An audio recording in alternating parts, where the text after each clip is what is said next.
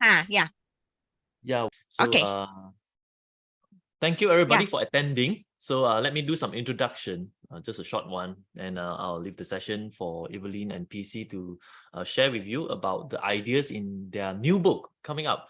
It's called the Unlock the Potential, Wealth Potential, Unlock Your Wealth Potential, right?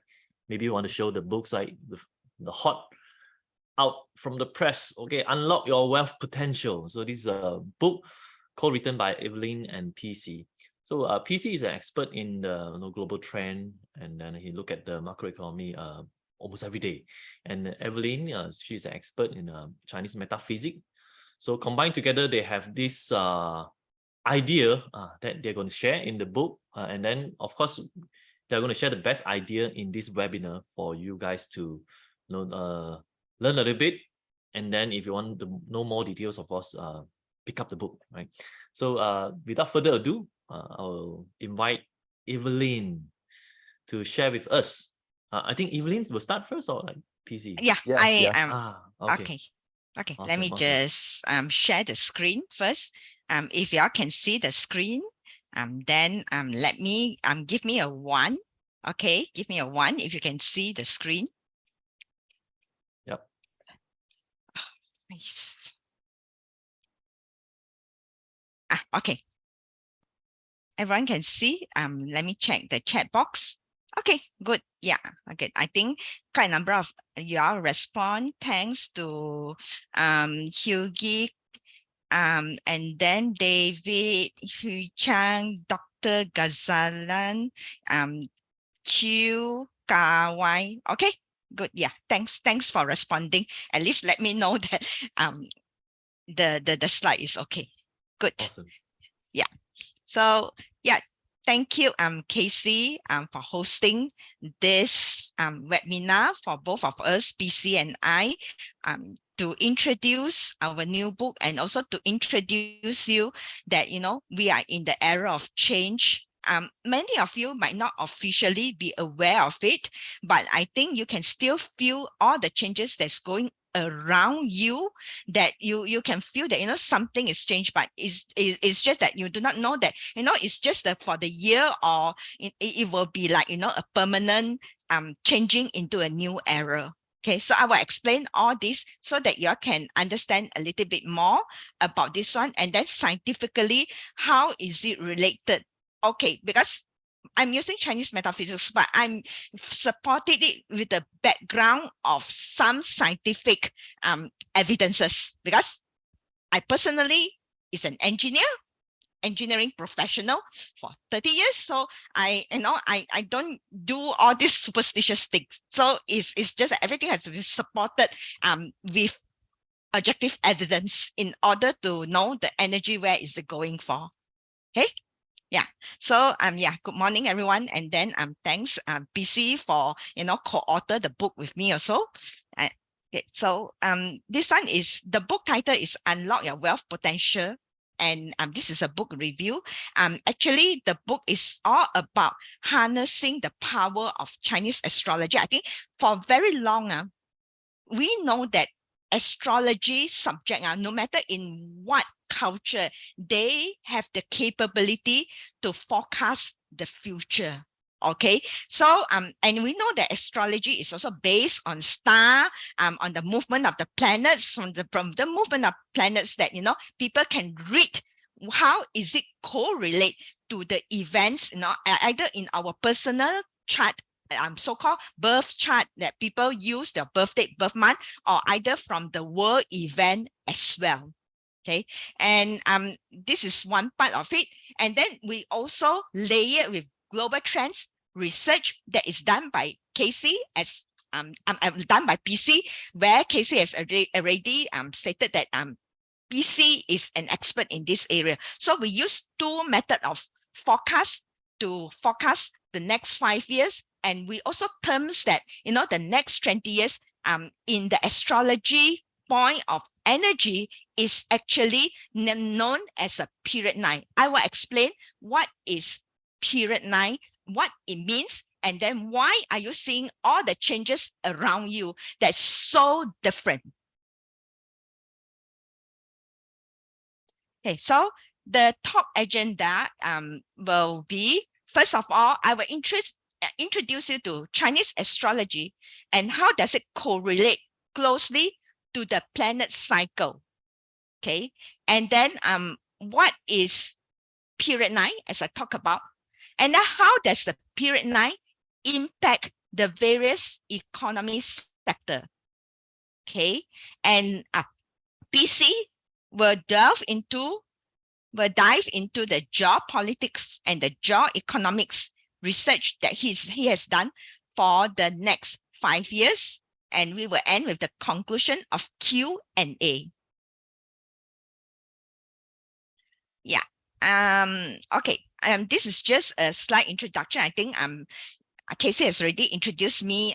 As I say, I'm an engineering professional. I've served the MNC for the past 30 years, and I have also managed a lot of manufacturing companies. So I'm expert in manufacturing, engineering process, and all these things. So roughly, this is how I come to have an interest, because I was in the procurement, and procurement we also need to do our forecast, and astrology at the same time can forecast global events and all these things. So this is why I have the interest to relate these two subjects together, and together with the global trends research from BC to make the whole picture very complete. Okay, so let's start. We talk about astrology. Actually, they are closely related to astronomy. Okay, and in every culture, whether it's Indian, Western, and all these things, we look at the position of the planets, look at the position of the stars, and how it impact the world events here. Okay, although we cannot, exactly see the energy, but we can feel it. We can feel it. And how we feel it? Okay, number one is that in the sun, why does all the planets orbit around the sun? And they do not, collide into each other, right? And all these planets, they have their own path. Okay, Mercury being the nearest, second comes to Venus, and then Earth is the third, and all of them stay in the orbit itself. And gravity force is actually a type of energy that holds them together, and as they position themselves around the Earth. So this itself already is already an energy to do so. Okay, and also because the Earth is here and is the planet that has real proof there's life on Earth. We are all humans on Earth. We are all life on Earth. Okay, the rest of the planet, although people say that they're alive, we never see the evidence, or we do not know. And how, and all this energy and dynamics are because as they rotate, they are dynamic. So all these five, we can, because Uranus and Neptune is a bit far away, and in the ancient days, people cannot chart their course very well because they don't have telescope. So the only thing that they can see that's visible from the sun, from the Earth, is actually the Mercury, Venus, Mars, Jupiter, and also Saturn. These few planets. And these few planets, their energy field, as they overlap, they will have some kind of energy impact on Earth.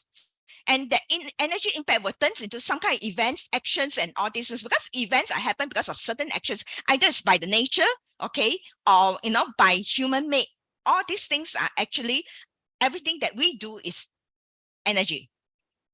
Okay, and each of these planet now, if you know, some of you have heard of Chinese astrology. So I would like to know that any one of you knows that there are 5 elements in Chinese astrology.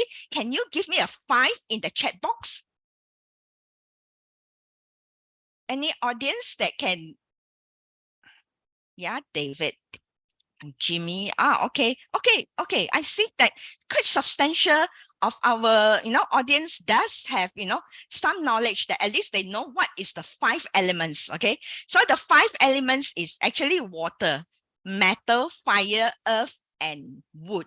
Okay, so each of these planet, they are representing by each element.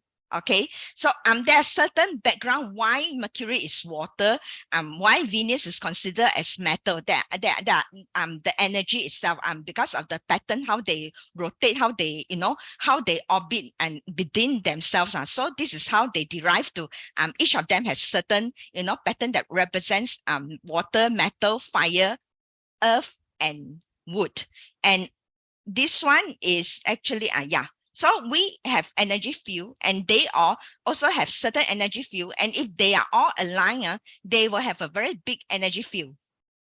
Okay, so if you notice that those that outer ring away from the earth one, away from the sun, Jupiter and Saturn is the biggest planet.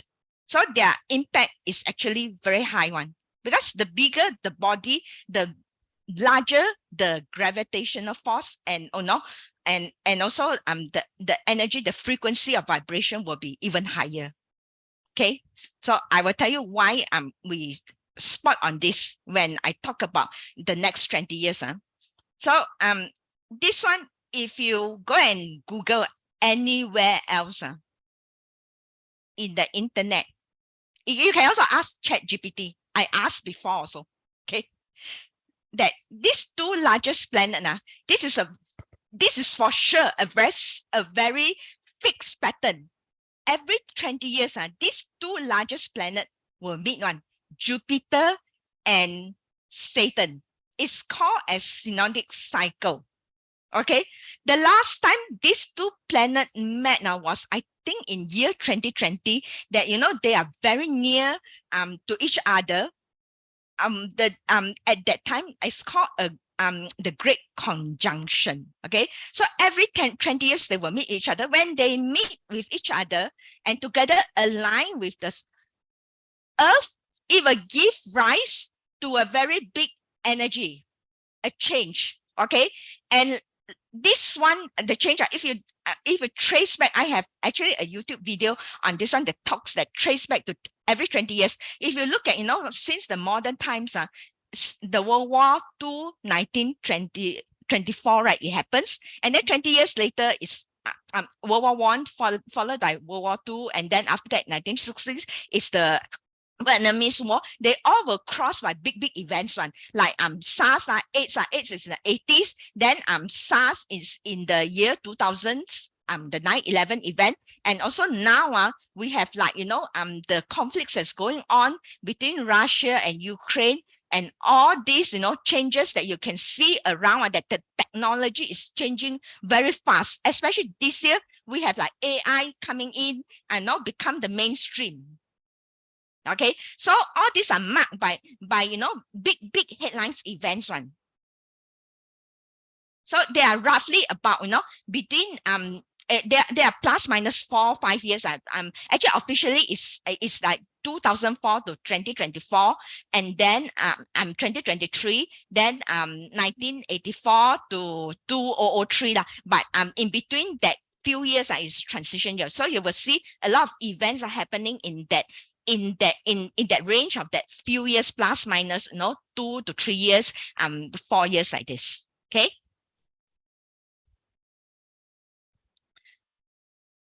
so then in terms of the Chinese astrology and global trends, from the energy itself, it will give rise maybe to weird weather patterns. Okay, and also some of these patterns will impact the harvest, will impact the weather, disasters, and also we, mankind, as well. Okay, so this is how Chinese astrology can be actually an ancient art that can actually use to forecast the global trends. And okay, just now I talk about this smaller cycles every 20 years. And this one also, if you all know I Ching, we have trigrams one, those that those split lines, and this is actually a binary code. In the ancient day, people already invented binary code. And the I Ching itself, these two trigrams, they merge together, become hexagram. That's why in hexagram in computer also is based on hexadecimal code. So ever since then, the maths of it is already there one. That's the law of the universe. Okay, I Ching is actually the law of universe, the law of changes, the yi itself. So every 20 years there will be a change of period, and from period 1, okay, I think most of us will live through period 7 if you're born in 1980s. Okay, and then some of us, I'm born in, somewhere in 1960s. Okay, so I lived through period 6. Okay, period 5 is actually considered as the war years.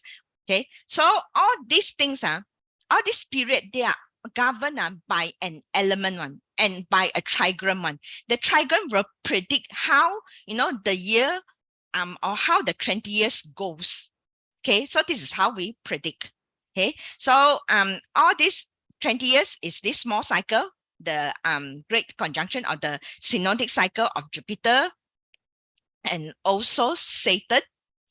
Then we also have between that 9 period. I think none of us will ever live because this is 180 years, and none of us, if I'm lucky let's say we are lucky, we can live through at least 4 periods.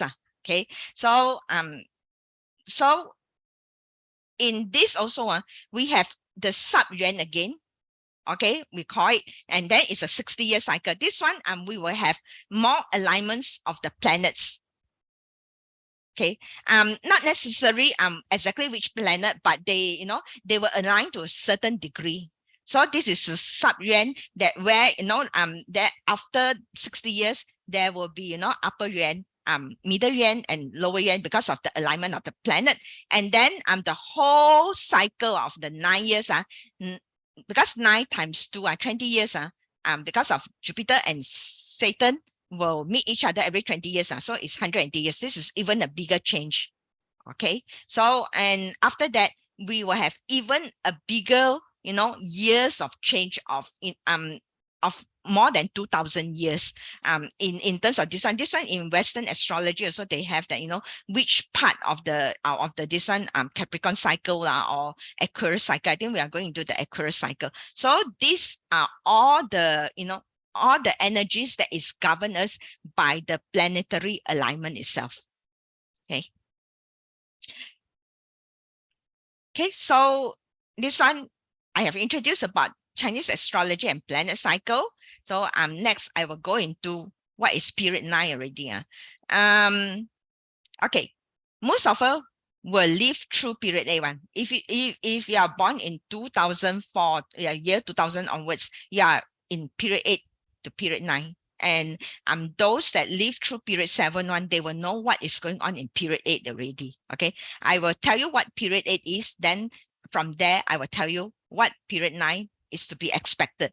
So the significant change I have said will have, the energy that triggers several events. Like just now I stated about that. Later on, I will drop the link of the 9 of the period 9 into the chat box. Okay, so and we shall see period 8 now for the past 20 years, year 2004 to year 2023 till now. But now because it's transition, because ever since 2020 onwards, with the great conjunction of this Jupiter and also Saturn, that is already transition, because these things will not come, like this suddenly set in one, very slowly transition. So that's why we are feeling the change after year 2020 with the COVID-19 and all this. You see the trajectory of the world has changed from everything that's physical to everything that is virtual.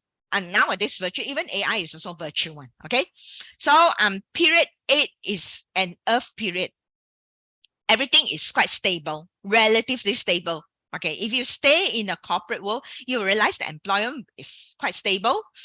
Everything is slower moving. And then also is an era where, where Earth-related things will become quite prominent. Okay, and then for period 9, we are transitioned into fire. As we know, fire is something that very it's very fickle-minded. It burns very fast. And it is also a destroying energy. So you can see every time everything moves fast, very destructive in a way. Today there is, tomorrow there is not already. Okay.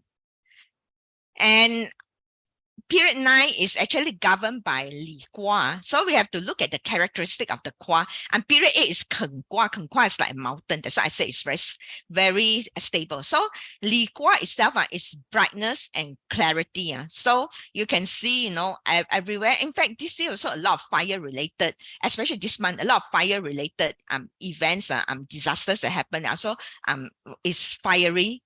Is the energy, is passion, and also it's about transformation because it's able to transform, all the 4 elements quite easily. It will burn wood and then exhaust.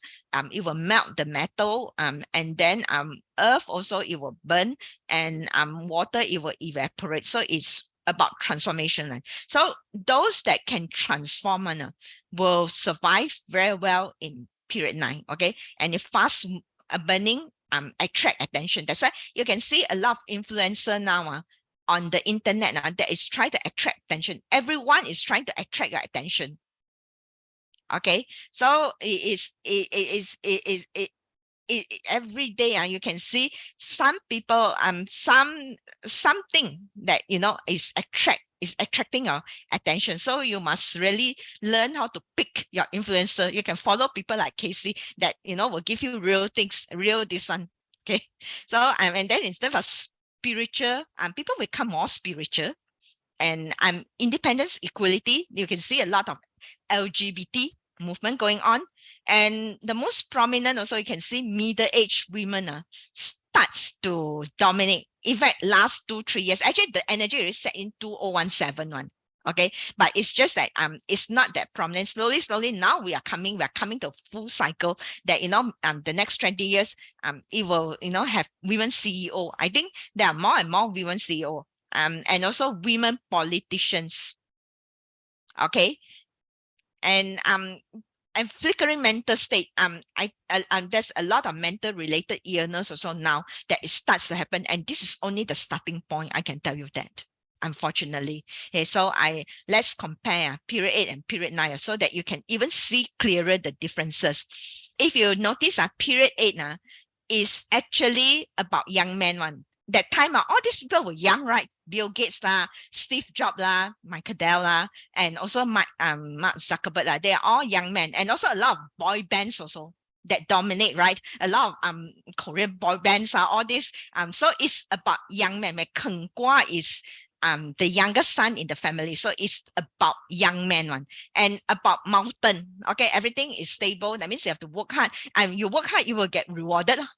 Okay, unlike now, if you can get attention in the corporate world, you will get rewarded. So last time one really work hard one. Okay, and then the financial boom also. I think the market also has boomed quite well, and a lot of people also make quite a lot of cash, knowledge, power. People seeking knowledge, and this is triggered by the SARS outbreak, and also I think also some incidents like 9/11 and all these things that give rise to this to period 9, where the security system of the airport has changed after that point.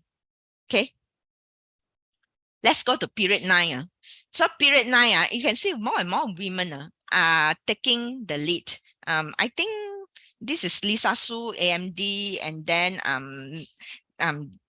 all these Sphinx founder Mary Vara from GM. Even GM is a very conservative American company. Normally American, although they say equality, it's not, believe me, I work for American company for the last 25 years.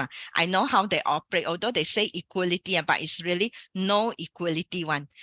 They are still very much male dominated, but they appointed her as a CEO. This one is, I think, pharmaceuticals founder. Okay, so it's like Li Gua, it's like flickering fire. It's all about technology, because technology is something that is fast moving one. Anything that represents fast moving, then is triggered by COVID-19 online world, because online is also like fast moving, something that you can see but cannot catch on.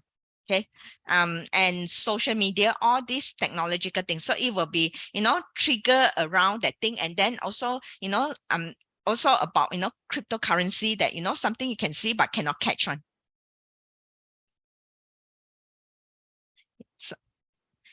This is about period 9. So we shall see how does period 9 impact the various economy sector. First of all, I would like to say all economy sector actually is represented by one element. For example, those electrical, in electronics line, they are represented by fire. Okay, and then education, they are represented by wood. So the industries, different industries, accounting, banking, they are represented by metal. So all these 5 elements has a representation in the different types of sector, economy sector. Okay, so first of all, let's go through what wood is. And then from, because once we can group those economy sector into different elements, then we can already predict, exactly what will happen to them. Okay, the most group them first, and then you will already predict the dominant energy now is fire. Then you roughly know, what will happen to those sectors. So this one is planet is Jupiter. It represents growth industries, and then it's about agriculture, anything wood, furniture, fashion, clothing, education. All these are under this economic sector. Okay, these are all quite common but of course there are more okay, that you can group under the wood one. And the next one will be fire. Fire, the planet is Mars. It represents passion and happiness. Okay, as just I said, the also represent passion and happiness. Okay, so the industries will be technology, fast moving energy, okay, and military, because a lot of firearms, food, restaurant, entertainment. Okay, something you can see but cannot catch. Then Earth is Satan, represented by the planet Saturn. It represents stability and security, because Earth is something that never moves. It will give people security and stability. Okay, the industries will be like property, real estates, natural resources, and insurance. So all these things, like natural resources, they are mined from the Earth. So it will give you, the Earth, the industries, the Earth industries itself. So this is the common one. Okay, or the building materials also is under Earth. Okay, next one is metal. Venus, it represents execution and austerism. Okay, the industry is finance related, banking, automobiles, precious metal, heavy machinery, all these that uses metals. So they are represented by that. Okay, then last one of the 5 elements is Mercury. Mercury represents wisdom. Okay, the industries will be those that can travel very fast, and water travel everywhere. They can, they can tip ships of any container, so they are quite flexible one. So the industries like fast moving consumer goods. So okay, and shipping, even aquaculture, fisheries, all these are under water one. Transportation, tourism, all these are water, because anything that moves. Okay, so this is the 5 planets. Okay, so we shall go through how does all these things impact you in period 9, because we know it's fire. So fire, we know that a lot of AIs are coming up. Maybe traditional job, finance, and all these they will sort of change. Okay, because I say fire can change a lot of things, and they burn and then they change a lot of things. Okay, so some work could be replaced by computer and AI. Okay, because last time also we have like bookkeeping typists and all this work no more, right? They are replaced by computer already. So now it's the same thing. It will replace by something else. And also the job itself, there's no more sort of employment for life anymore, because it's like the job market is as fickle as the flickering fire. Okay, and now giant corporation will not be prominent. It's more on starting up entrepreneurship, and also small startup, and all this become more attention. You gain more attention, right? Do you agree with me? If you agree with me, you take, you put in like a yes or a Y in the chat box. Do y'all feel that enterprise are growing every day?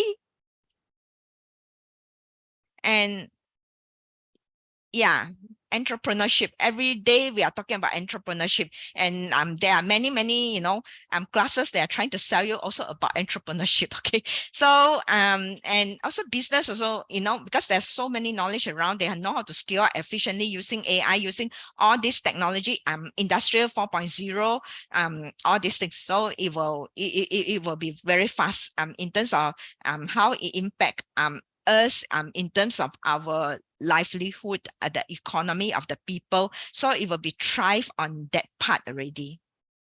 Okay. I would like to add one thing, yeah. Sure. Although there is a shift to AI, but certain works would still need human vetting. Just to share a story, a lawyer in I think in US used AI to resolve a client case. So it quoted a number of cases. Then eventually, when presented in court, the lawyer probably was thinking using AI only. His case got thrown out, okay, and he got reprimanded, okay, because the case were not in the court's precedence. Okay, so there still needs some human vetting in some Definitely. ways. Yeah. Yeah. AI can never replace human creativity. In fact, I make a lot of courses. I design and I sell my courses online in this online marketplace one. Those engineering courses, I incorporated AI into the course, but I incorporated in such a way that people have to use a critical thinking and creative thinking one. Cannot everything depends on AI one. How you're going to apply AI in certain engineering tools.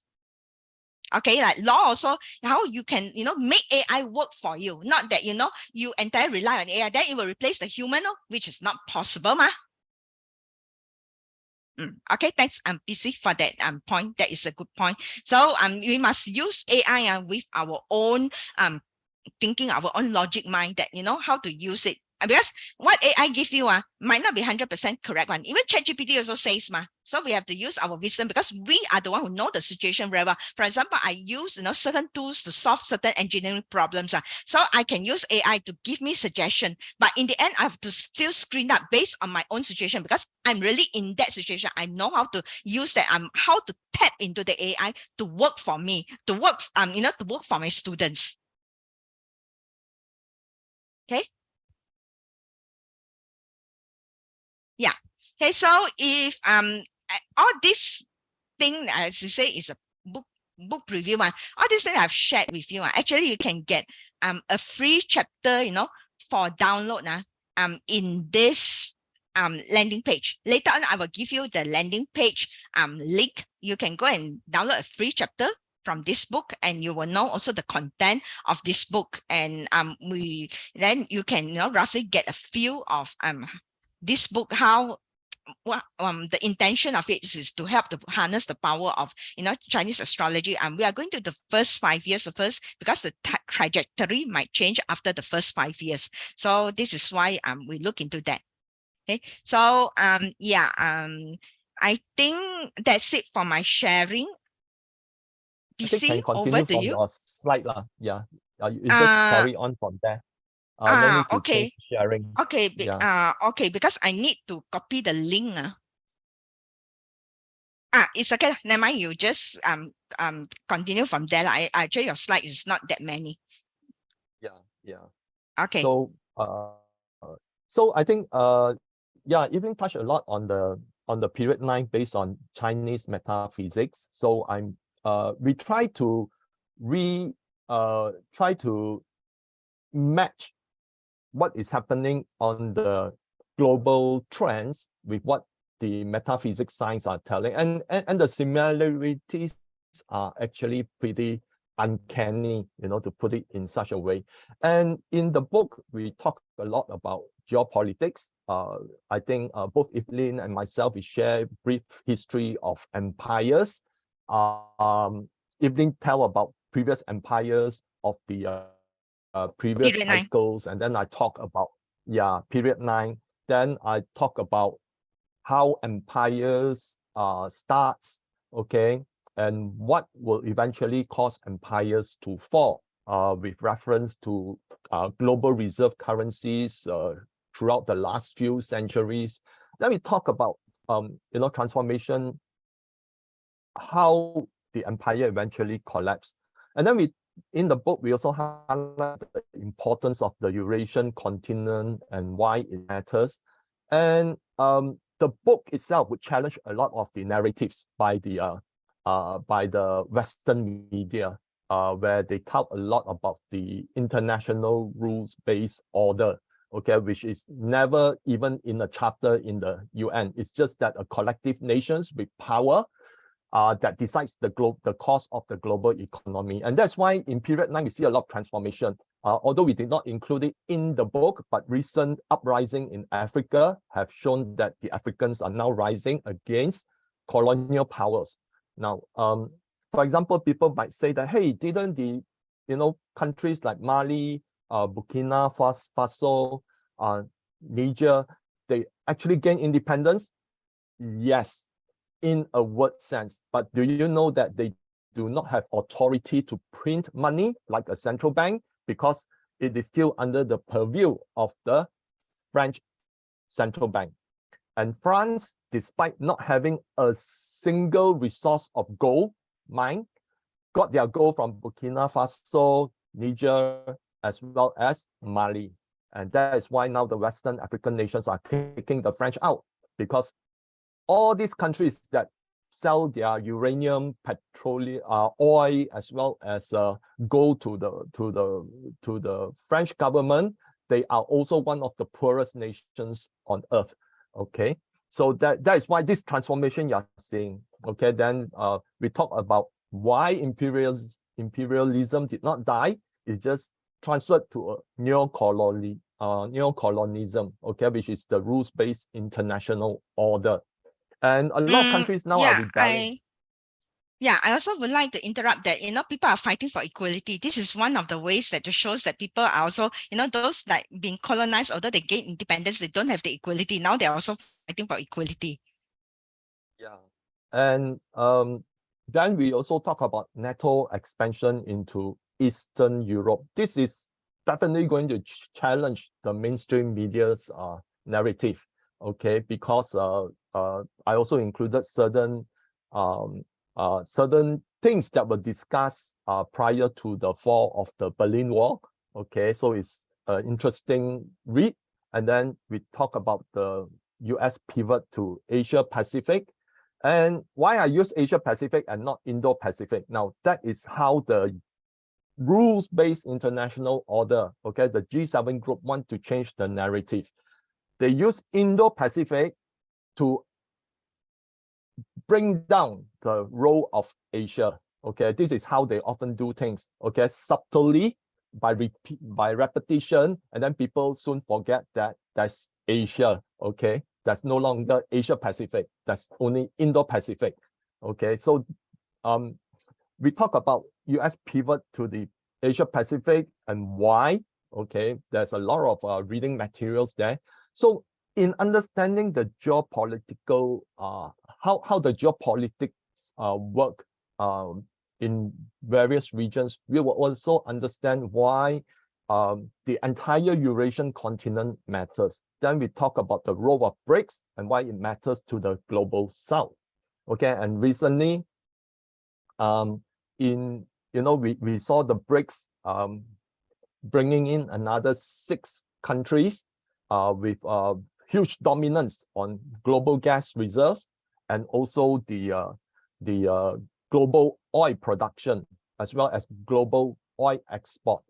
If you want to read more about it, you can go to my Facebook page. I've written something about BRICS recent meeting, okay, which I couldn't include in the book because the book was ready for printing and all those based on data around May, June, okay, and by June we have to rush it to do the typesetting. So some events I predicted are coming true, okay, except that may not be in the detail that is being introduced. Now, for those who have followed me through Casey Lau's webinars, I've been talking about BRICS. I've been talking about emergence of a new multipolar world, I think since 2018. And all these are eventually playing out. Then we talk about why the risk of conflict has escalated, all within the geopolitics confinement within the book. Okay, next. Evelyn, can you put Yeah. on to the next slide? Okay. Yeah. Is it this So, one? Okay. yeah.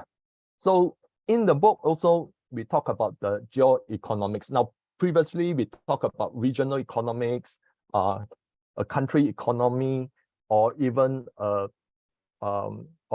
collective nations of economies, like emerging market economies, developed economy. Now, the main topic is geoeconomics, because somehow the economics of countries are now in larger collective blocks. Okay, it is also a merging of geopolitics into the economics, and therefore, we talk more on geoeconomics. So we talk about the brief history of global reserve currencies, as I mentioned, a snapshot of how emerging market economies are faring. We have a list of how countries have fared over the past 20 years, if I remember correctly. Then we talk about the rise of China and how the country has cornered multiple high and future tech applications. Now, some of you might not know, but then China right now is leading the US in the latest technology patents. Okay, that they corner, I think, close to more than half, definitely. Okay, of patents in future tech applications. And if you read along, then you know why the US want to pivot to Asia Pacific. Then we talk about US sanctions and why it won't work. For example, US sanctions on China on advanced chips and all those. And how many of you have come across recent news of what Huawei did?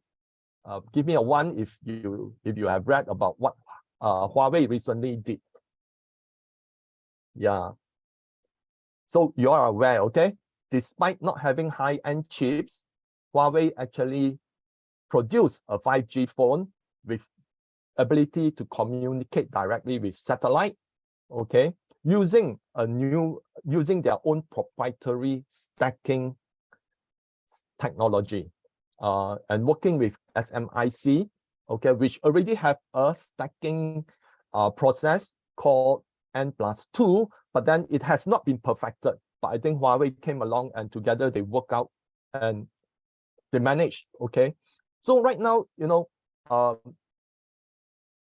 because of that, the US is instigating Netherlands, Japan to actually ban export of equipment to China. And but China will turn the tables eventually, because there's news that Huawei is working with Changchun University to deliver a prototype EUV. Okay, so if China's EUV is proven to be applicable in the domestic market, then ASML would have lost a major customer. So what the sanctions did is to encourage China to double their efforts. Okay, and because of the US anti-China policy, a lot of the Chinese scientists are now moving back to China, okay, with experience that they have gained in the US. And we have also seen that one Chinese company would come up with its own etching machine, which would actually destroy Lam Research whole, okay, in the etching equipment market in China, where eventually it may take the entire share. So no need to talk much. The US banned the Chinese aerospace from participating in the International Space Station, and within 10 years, they have now the Tiangong space station. So we talk about the BRI and INSTC and why they are important. Some of you might have learned about what's the BRI, but if anyone have learned what is the INSTC, give me a 1. Okay, I'm sure a lot of people is not aware of what the INSTC means, but in the book you will discover why is it important, and then a lot of the pieces would actually fall into place for what the European Union is doing, as well as the US is doing in through NATO. Okay, then we talk about BRICS and the dollarization. You will realize that a lot of the prediction that is in that chapter itself is coming true. Okay, then we talk about how the BRICS Plus trade in local currency works and how it will evolve. Now, this is based on before the BRICS summit, and you will see that there's close similarities with that. Then there's along the way, we also talk about introduction of CBDCs. Now, CBDCs are central bank digital currencies, okay? And it could change the way that we transact in the future and how that CBDC would eventually have more dichotomy, have a dichotomy of versions, okay? Because one will be led by the BIS, IMF, and the other one probably would be the BRICS countries. But in all this, then we talk a bit about Bitcoin and such. So it is a very all-encompassing book touching on as many possible trends that we can identify, okay? Especially within each chapter, whether it's the metal element industry or fire element industry, we talk about the changes that will take place, the transformations. And in that, okay, we will highlight certain industry. And at the end of the chapter, we would have key sectors that could actually benefit. So, Evelyn, next, then we talk about the investment opportunities, okay, where we put in the understanding a complex world of scarce resources and rising nationalism, why rising nationalism could actually impede upon the production of resources, giving examples, then understanding the financial risk as global debt escalates. We also talk about global debt and why is it unsustainable, how ESG economy will escalate demand for resources, and how the ESG economy will play out versus other type of energy related related sectors. Then the evolution of technology and the opportunities presented to us as investment destination. And the thing is, technology is evolving very fast, okay? And we have a dedicated paragraph on quantum computing, okay? Where you can read and understand where the direction is moving towards to, okay? AI will actually continue to evolve and its application would continue to expand across different sectors. Then because of the escalating tension regional wise, you know, we also talk about how hedging against political conflicts and inflation and why it matters. So this is just one of the charts that we share, okay, showing the Goldman Sachs commodity index versus the S&P, okay? Why we think that the next cycle will be commodities, because, you know, it's been suppressed for so long. And we talk about how all this would eventually evolve when more countries find themselves at ends because of previous wrong policy by the government, okay, in pushing debt to drive economy, and why, you know, the US is on a unsustainable trajectory where it can no longer sustain its debt, and that could be very damaging to the US dollar, okay, giving rise to a transformation, okay, of events which could be very threatening. But if, let's say, you have the right hedging, then, you know, it could be an opportunity. So Evelyn, back to you.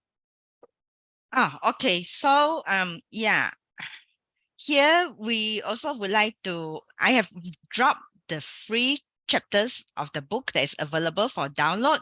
And we also have a good news for you that in this book, actually, you can find the answers of what are the sectors. We will give you the guideline on what are the best sectors to invest in the next 5 years. Okay, to sort of optimize your profit, a guideline itself that is in the book, in the chapters of the book. And because we will tell you the reason why behind it, how we analyze everything, so that you will have a background that what is it, and you can also know that what sort of elements, industries that you should focus on in the next 5 years, in fact in the next 20 years. So the good news is that we have a special offers for all attendees today with our publisher that is giving this for KC Lau's audience here, with this promo code. And also the URL is here. Let me just copy the URL into the book cost, I think about 60 ringgit, right? 59.90, right? PC? Yes. Yeah, okay. So yeah, let me just drop the URL into this one. Okay. And let me copy the code first. Are you able to copy the code and the URL into the chat box, PC? Okay. Yeah. Hold on. Okay. And you can also unlock, you can also find us in the book launch, where both PC and I'm based in Penang, I especially travel to KL for this book launch in KL, which is in the popular flagship store, IPC Shopping Center, on the 10th of September. Let's make a date with all the audience here that on the 10th of September 2023 to drop by and see us from 3 to 4:45 p.m. at the popular flagship store at the IPC Shopping Center. Where is it? In Damansara, right? Yeah, it's in Kota Damansara. Yeah, okay. So I hope to see all of you there as well. Okay. The code you copy or not? Hold on. I'm trying to, once I exit, I need to get back into the Zoom. Okay. So and if you want our, you want to follow our work, you also can follow our YouTube channel as well. Here both PC and I has a YouTube channel. So let me just copy down our YouTube channel, and some of the things that I say about the 5 elements and the industrial sector is actually in the YouTube channel. Okay. So let me just exit. Yeah. So we are ready to take questions and answer from the audience. If there's any answers, can drop into the Q&A box. Great. Thanks for your sharing, Evelyn. Yeah, so, thank you. I think we missed your link for the book. Can you maybe go back to a few slides? Okay, the free chapter, right? Yeah, no, not the free chapter. We got the free chapter. I posted in the I'm chat box already. But the link to the book, right? Yeah, yes, the link to the shopping. Page. The shopping one. Okay, let me just drop here. I already put in the code as well as the URL. Oh, to me direct. Okay, let me just put it to everyone. Oh, okay. Okay, let me just host and panelists. Let me just copy and paste again.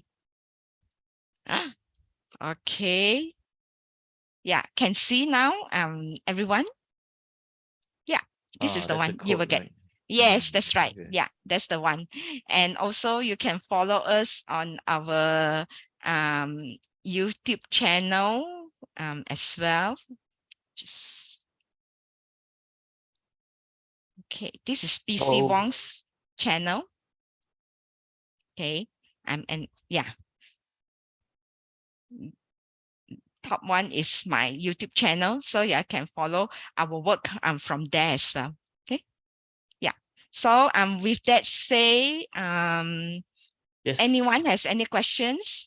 Yep. So we are now open for the Q&A session. So guys, if you have any question, you can type in the Q&A box. so that we can monitor it easily over there. So I guess first is Ming asked about your, Evelyn, you have 30 years of experience working in the engineering field and manufacturing. So you're putting up some courses for engineering related. So he's interested to know what is it about, like all the other courses? Oh, okay. It's more on quality engineering courses and also manufacturing technology. Like for example, printed circuit board. How you control the process in order to get good quality products. Okay. Metal stamping, plastic molding, and also some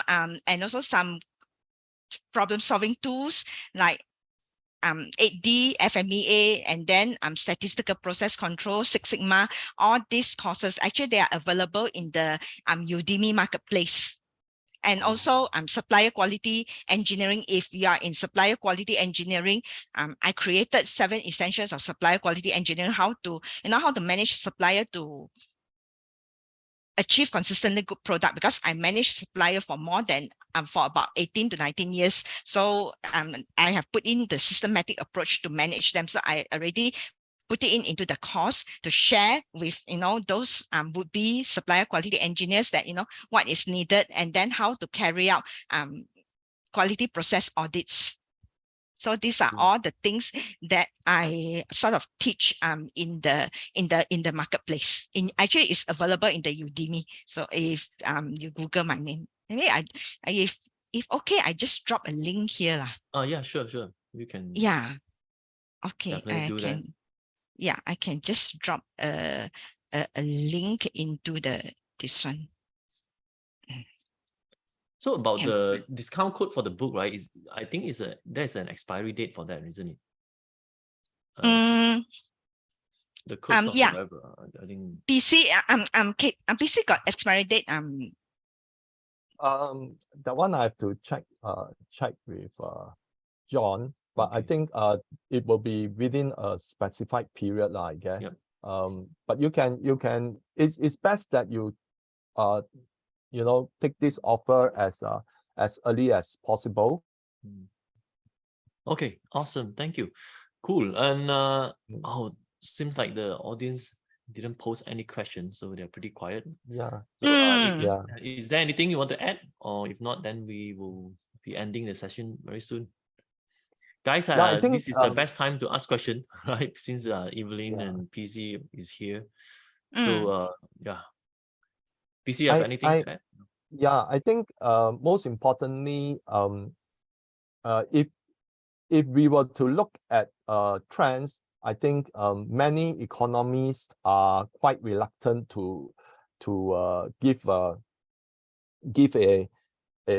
long-term understanding of the trends, because there's often a lot of discrepancies and certain information that question the narrative. But I think in this case, we are able to do so because we are able to reinforce with historical study of previous trends, and also because of the studies undertaken by Evelyn, so that I can match my understanding of what is going to happen with Evelyn research. Then we are more confident, okay, of what the coming 5 years would shape out to be. And it's going to be a very challenging period, because it will be we will see some conflict, definitely, because the US is a declining empire, whereas China is a rising empire. And not right, when not empire, maybe the term empire, we use nation, okay? US is a declining nation, whereas China is a rising nation. And often in history, it winds up with conflict, and sometimes it's military conflict, as historical trends have shown. Okay, but we hope that it will not happen, because what happens in centuries ago, is different from what is going to happen, because now we have nuclear weapons. It's whether the US would actually allow the shift to happen, but the rhetoric coming out from the US seems to suggest otherwise. But this is not the first time that it's happened. If you go back to history in 1980s, Japan was number 2, and then the US did everything it can to destroy Japanese economy. And the reason why Japanese have to bow down to the US demand is because the US have military bases in Japan, and that is, yeah. And since then, Japan has seen, 40 years, almost 40 years of deflation. So right now, the tables are turned. So it's going to be very interesting. Yeah. Stephen had a question about period 9. Did it start next February 2024? Okay, actually period 9 already started in 2020, ever since the great conjunction of this one. But the official date is on February 4th, the next Li Chun. That is so-called official. But actually this year we are already more or less 90% into the period 9 already. Okay, so slowly the energy will set in. Maybe in 2020 it will be actually 2007. We're already less than 50% in the in the period 9, and with the great conjunction, maybe if you want a figure, maybe about more than 50%. And as the years goes by, for the last 3 years, we are every year we are moving closer and closer in the period 9. This is how we term the energy, because we cannot suddenly have a straight cut-off point. There's no straight cut-off point. It's a transition. It's not it's the term transition. Okay.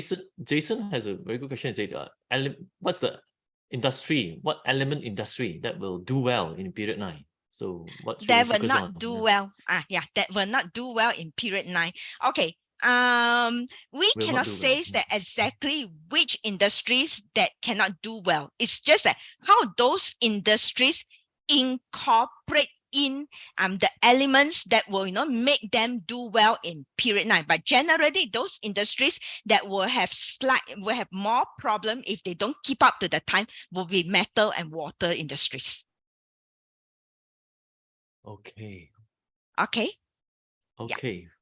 Raymond asks, can you confirm that Jupiter is earth element or wood? Jupiter is wood. Wood. The biggest, the leader. Okay. And then Saturn is earth. Oh, okay. Okay. Do you think, Jason, again, do you think the current economic situation in China will affect the rise of China? So I think this is for PC. I think the current economic of China is definitely in the deflation, but deflation right now is good for China. So because China has been, past 20 years was also the earth period, and that was during the real estate boom.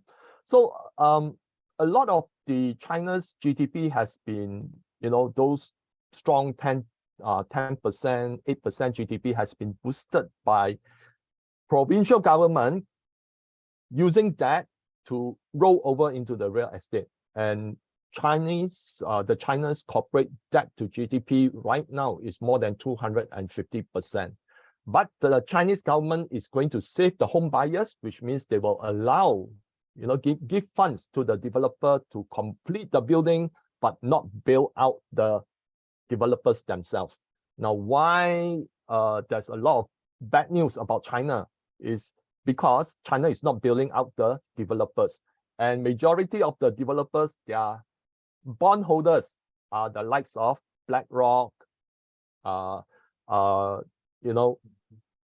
other Wall Street companies. So China is not going to bail out the billionaires and allow the real estate to deflate because of several other reasons. Now, one of it is because of the Chinese real estate is too high, and a lot of the population is not having family because of high property prices. So when they deflate it, they hope more people will actually afford property and start a family. Now, this tie back with its falling birth rate. And deflation is good because consumers can buy things, have more disposable income. Only in the US, they want the inflation to be consistently 2%. Now, inflation is actually a tax on personal income.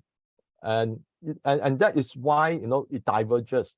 So deflation during this period is actually good for China. And China is not like experiencing zero growth. You know, their GDP for the first half is still about 5.5. Q2 is 5.5%, and they are now going into the high-tech industry. So it's a transition from real estate into the high-tech industry. And if you look at it, the high-tech industry in China is thriving. China right now is the world #1 exporter of automotive vehicles, you know, beating Japan. And China is now rapidly developing its own ecosystem in the chips industry. And if they are self-sustainable, then the Chinese industry would be doing quite all right. But in the interim period, you know, it's not going to be fantastic. And people like to talk about US import from China, you know, China export to US is down double digit. Yeah, you know, it's down. You know, the Americans are celebrating. We are now decoupling from China. And then if you look deeper into the charts, US import from Vietnam and Mexico has skyrocketed. And if you look at another chart, China export to Mexico and Vietnam has also skyrocketed. So Vietnam and Mexico is just a transition place, okay, where China still manufacture product, maybe assembly in Vietnam or Mexico, and then sold back to the US. So too often, you know, the mainstream media has a hold on the global economic narrative. And if you really want to, I would suggest you to go to YouTube, look at other channels. Okay, there's a few independent people, even among those businessmen that are staying inside China themselves, which know a lot more things. And all of them are saying, you know, that the real estate bubble in China is not going to, you know, the bursting of the real estate bubble in China is not going to create another lemon crisis. Why? Because according to the IMF, less than 40% of the total value of real estate are the loans outstanding. The Chinese have paid up more than 60% of their loans, okay? Unlike the US, when the real estate bubble burst, a lot of people are actually having subprime mortgage. China has no subprime mortgage. If you are able to afford, you either buy it cash or you buy it with a down payment. I think down payment is about 25%, not like the 10%, so that you have to have money to own a real estate. And therefore, the risk of an implosion in the financial market is restricted, okay? Okay, thanks, PC, for your elaboration. There are more questions coming in. Yeah, I also have one thing to add. Okay. The dominance of American will also sort of, you know, be suppressed in period 9. In fact, in our book also, we will say that which geographical location will have better, you know, better attention, or will gain better this one. Okay, it will gain attention. So it's all also can be predicted from the geographical prediction itself. I think there's one in the chat box asking that, you know, the book launch is in IPC, yeah. Yes. In Econo Power Center, Power right? Center, yes. Yeah, Power that's right. Center. Yeah, okay. The one, yes. It's with, at together with 3 IKEA. p.m. Yeah, Mm. next to IKEA. It's at 3 p.m. to 4:45 p.m. 10th of September. Yeah, you guys can meet Evelyn and PC live over there in person. Okay.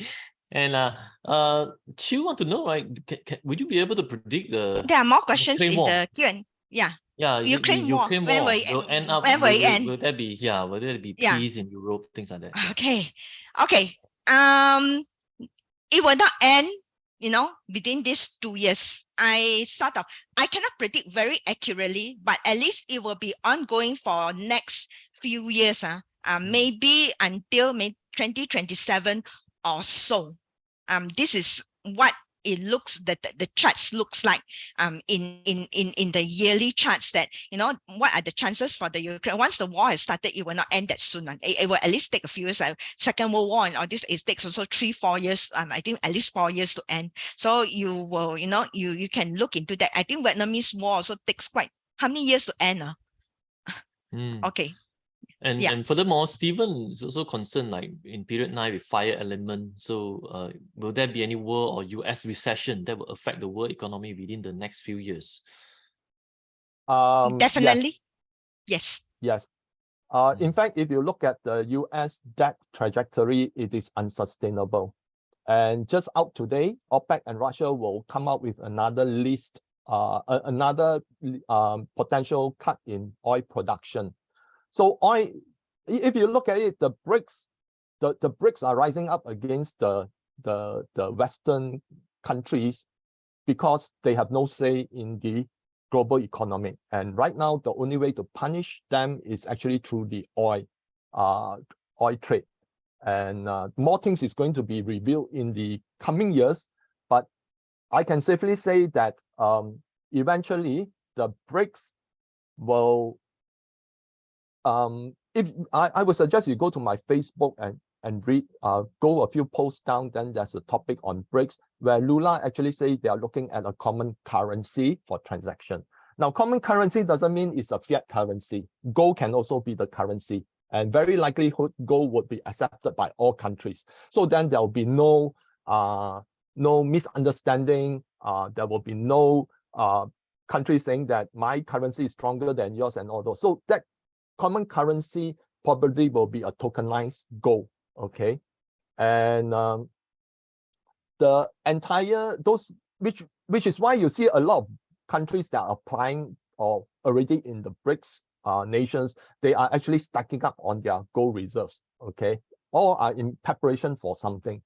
So there's a question about China and India. Well, during the BRICS summit, President Xi and Modi, they actually discuss about de-escalating. Now, China not going to India, of course, you know, the Western media says, you know, wow, China is doesn't look up to India, okay? You know, they like to separate, create tension among countries because they know that BRICS is going to overrule their rules-based international order, and they are going to suffer. So they come up, use the media to highlight a lot of negative things. But a lot of on the other side of the SO, you know, if you like geopolitics, okay, you can you know, you can, there are a few writers out there that are constantly writing about it.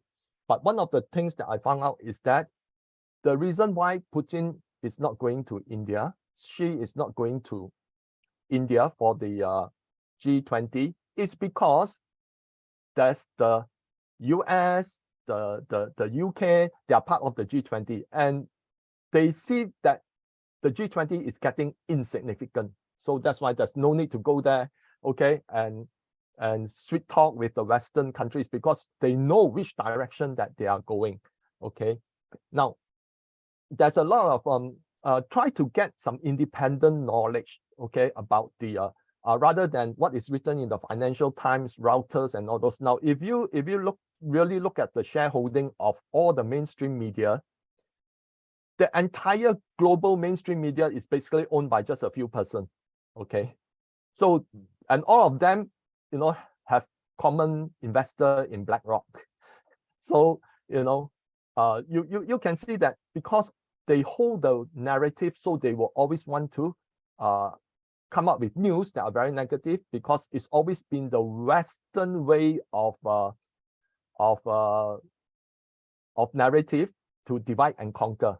Okay, make tension so that, you know, it's easier to handle. You know, when people suddenly lost confidence in certain countries and all those. So you very importantly seek independent writers' view on all this. And one of the writers that I often follow is actually Pepe Escobar. So he's a person who has been throughout the Eurasian continent. He's well versed in the politics of Middle East, Central Asia, what is happening in Europe, what is happening around in China.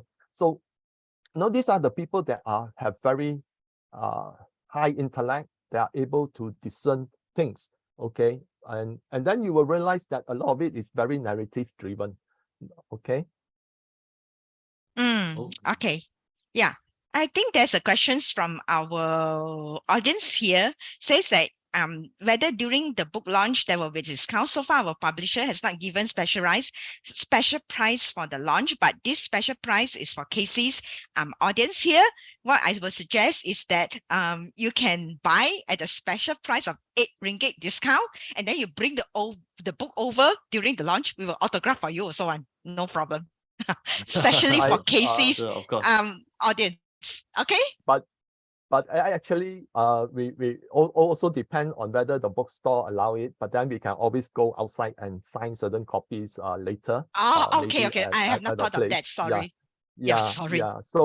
So if there is, just let us know. Then maybe we can later when the session is done, we can sign it at a place outside. Okay? Because there is a bookstore that we are doing the promotion. So sorry. Yeah. Okay. Yeah. But Understood. Okay. So maybe one last question. This is also by David. He said is New Zealand and Australia considered included in the countries that will benefit from period 9? What will happen is that I think the Fed has no option but to go into massive QE. In fact, there is already a stealth QE.